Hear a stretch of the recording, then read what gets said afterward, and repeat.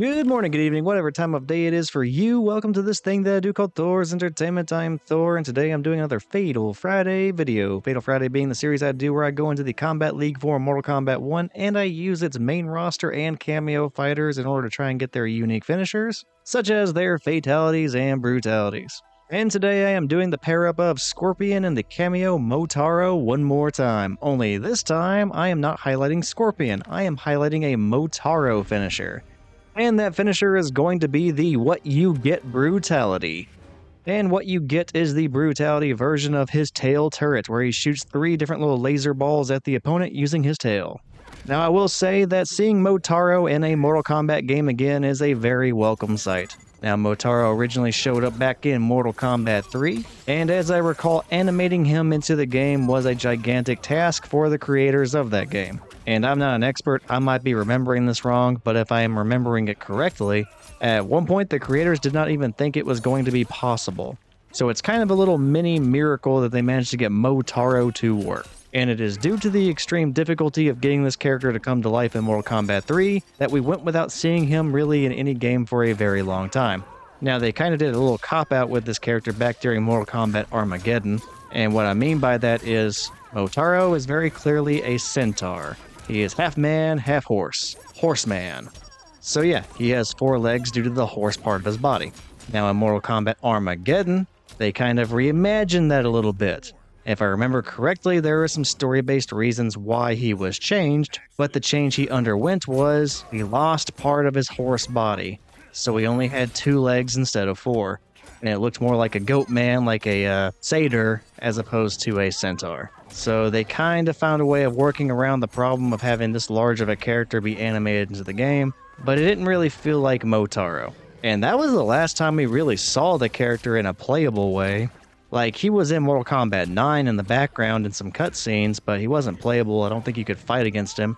So yeah, this is really the first time you could kind of sort of play as him in any capacity. Well, since Mortal Kombat Trilogy, where the boss characters were actually playable. And then Mortal Kombat Armageddon again. And then we get his appearance here in Mortal Kombat 1. Granted, he's just an assist character as opposed to a main character, so I'm not really controlling him per se, but at least he is here, and I'd like to see him around. After all, back in the day, this guy was kind of a nightmare if you did not really know what you were doing in Mortal Kombat 3, which, considering how young I was at the time, I definitely fell into the category of not knowing what the fuck I was doing in Mortal Kombat 3. That is enough reminiscing for a moment.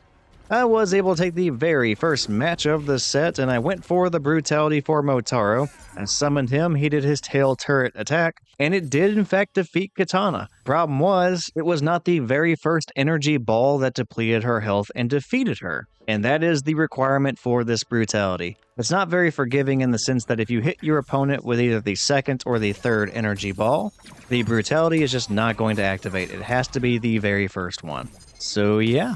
Kitana was not mercilessly torn apart by energy balls from Motaro. So she is hanging around, and I'm still going to have to be fishing for that Brutality in the second match of the set. Overall, the first match went pretty smoothly. She did not take a single round against me, so hopefully that continues here in the second match. And fortunately for me, Kitana walks right into that punch and knee, which happens to be Scorpion's launcher. And whenever I can just land that by itself, I'm pretty much guaranteed 30% damage. And the beauty of that is I managed to pull it off without using a single bar of meter or a cameo, so if you are able to land that, you can get some pretty good damage for really no investment with Scorpion. Now, I'm sure someone who is really good with this character could probably do even better than that, but that's about the best I can do with no meter and no cameo. That's fine by me. Doing about 330 damage is definitely nothing to scoff at. And sure enough, we were able to get Kitana to walk into it one more time. We knock her into the air, and I go after her in the air this time. And the reason being, I intend to actually cash out and use every bar of meter I have left, which is going to get us about 400 damage on Kitana. Now, 3 bars investment is pretty hefty, but we are on the very last round that I need in order to win the entire set, so why not?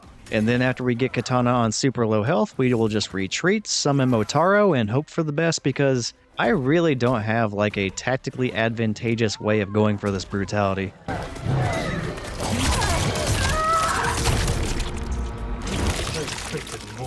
Brutality! Scorpion wins. And there it is, that was the What You Get Brutality for Motaro.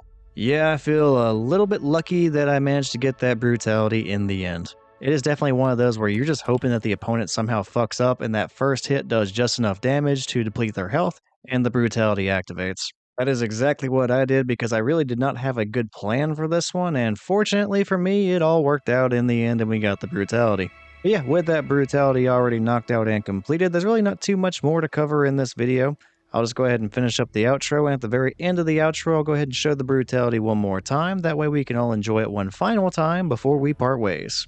So yeah, I hope you enjoyed the brutality, and if you did, feel free to check out some of the other stuff I have on the Thor's Entertainment channel. I do have other finisher videos on display in the Mortal Kombat 1 online playlist. And if you're interested in any story-related things for Mortal Kombat, I do have playthroughs of the story modes for Mortal Kombat 9, 10, 11, and Mortal Kombat 1. That pretty much wraps everything up. Thank you for watching this video. I hope you enjoyed it again, and take care. I'll see you next time.